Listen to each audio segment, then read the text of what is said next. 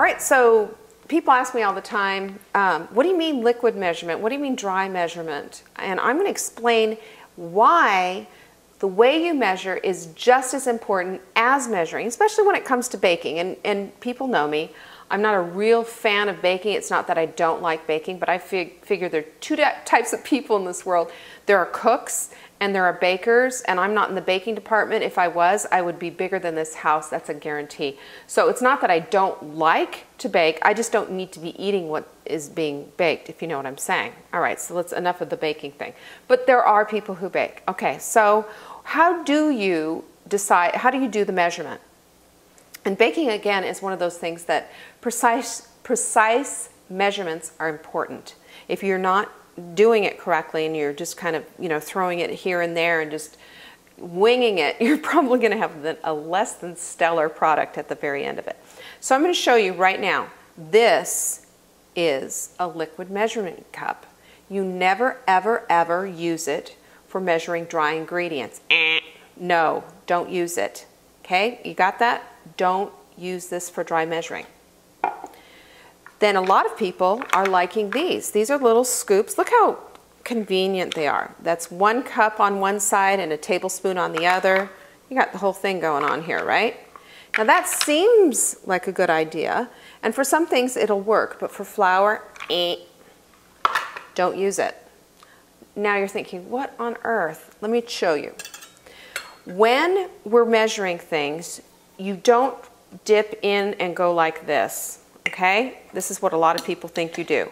What you've measured here is 1 cup of packed flour. And actually that's a half cup, but you get the idea.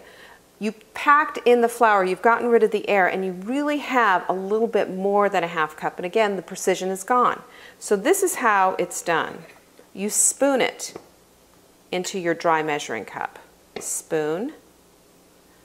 And this is how you keep your baked goods fluffy, because you haven't overly floured them.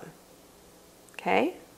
And then you use your knife, back side, and you swipe it down like this, and it's a whole different thing. It's lighter and fluffier, and I can even feel the difference in the weight. Try it yourself. Just do it over your own flour bin and put your flour in like this and feel the weight versus putting the flour in by spooning it in and allowing the air to naturally disperse the flour for you.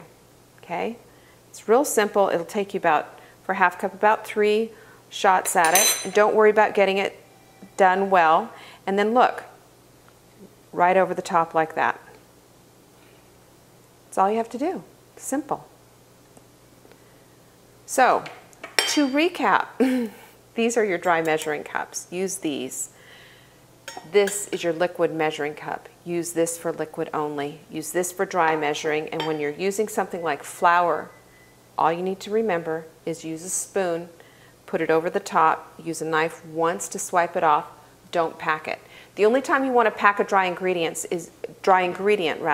and you're still going to use a dry measuring cup, is brown sugar. And if you'll read the recipe, it always says packed brown sugar. There's a reason why you don't want to pack your flour.